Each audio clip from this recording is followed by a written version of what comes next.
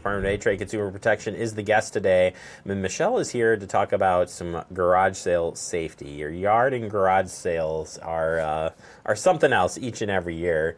But there's some risk behind whether you're selling items or buying items that DATCP wants you to know to stay safe out there. Michelle, how much do you love yard sales as much as this guy? I love them. I don't get out to them as much as I'd like to, but I do love them. Yes, I agree. Because there's a great find to be had. What about them starting early? Not this is a side not necessarily early, but they start so early. They're like Wednesdays now, like Wednesday, Thursday, Friday. You don't even open up on a Saturday. It used to be Wednesday afternoon and then maybe Friday, Saturday. Done. But you're right. They start Wednesday, go through Sunday. Soon it's going to be Monday through Friday. I'm just marking it now.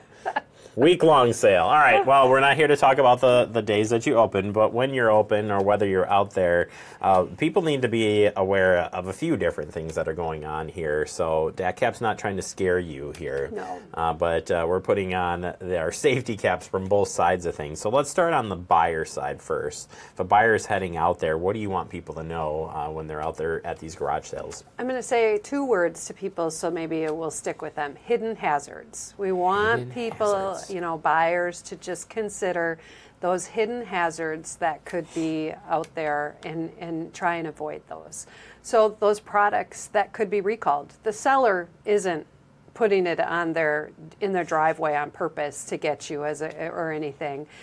Maybe they've taken care of the recall, and that's a point of conversation to be had too. But they can be those items that just have fallen through the recall loop, and you don't want to introduce them into your home and endanger yourself or your family members or anyone who comes to visit. So a big area where this comes in is children's products, because there are so many recalls, and this could be the durable goods like cribs and play yards, playpens, baby walkers, or it could be the toys that children play with. And it could be an active recall that's going on right now. I mean, they stand forever till every product's accounted for. Or it could be something that's outdated now.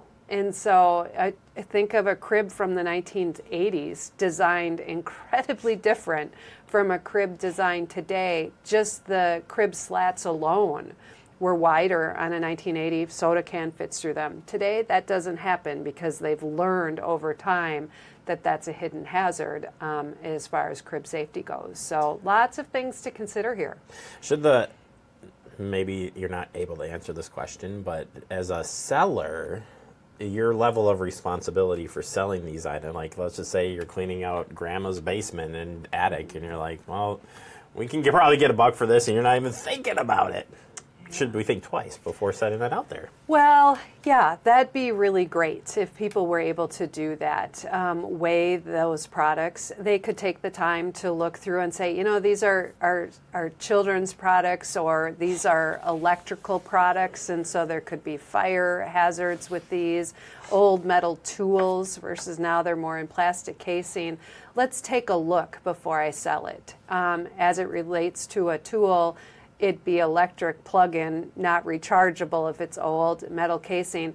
Take a look at the cord. Make sure it's not cracked and damaged or cut into, or frayed wires, kinks in it. And be sure that you're just pitching it if it's junk. Get rid of it. Not that we want to add to landfills, but at the same time, we don't want to pass those hazards on to others. But if you have a crib that your grandma used for you, that might be something that's more along the lines of an antique, and maybe we need to label it as such and put the safety messaging with it and not sell it. Some products, honestly, if they've been recalled, there's rewards for them. So it might be worth a pretty penny to keep it and turn it in.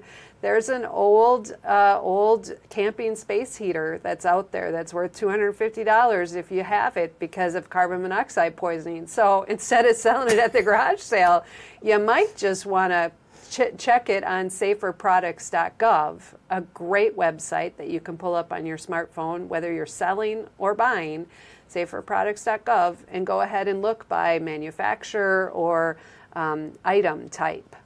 And asking some questions as now switching back to the buyer side, asking questions about these things, it's okay, right? I mean, you should ask more, don't assume anything. I don't mean that in that people are being deceitful. To me, it's not, no, but ultimately you as a buyer need to ask some questions on these things, especially when you get to electronics or baby stuff. I mean, you really need to know it works because there may be a non-return policy, or heck, we're not really talking about an in-depth... The garage door is going to close. It's done. Once you walk off that property, don't you come back. Oh, right. I mean, if it's an electronic product, if they're, ask if they have an extension cord, can you plug it in, see if it works, or have they ever had trouble with it?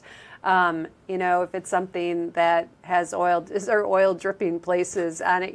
What's that oil that's spot just over there? protecting your dollar. And don't spend more than you're willing to lose, because you could get it home and it could absolutely not work.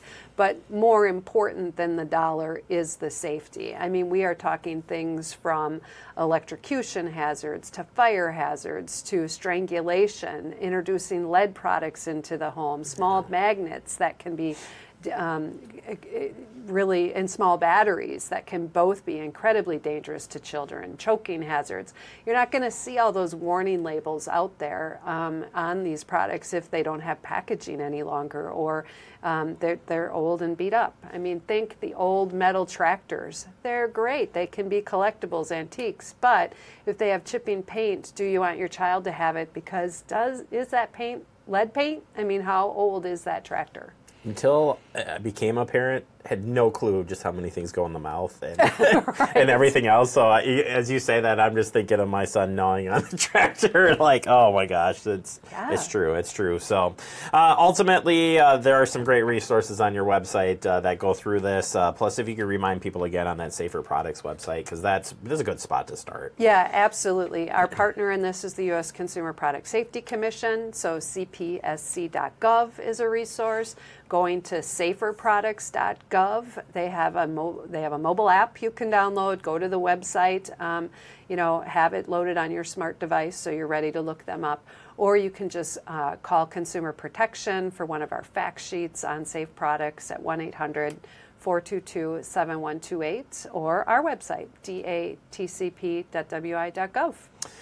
Again, we want you to have fun when you go out there, but you got to be safe. What was those two words? Hidden hazards. Hidden hazards. Think of that before you head out. I mean, it's easy, sort of easy to remember. Not that this guy remembered, but he got it. It's good information, Michelle. Thank you so much. I hope people enjoy the summertime and get out there and find some deals and some safe products too. Absolutely. Thank you. Thanks.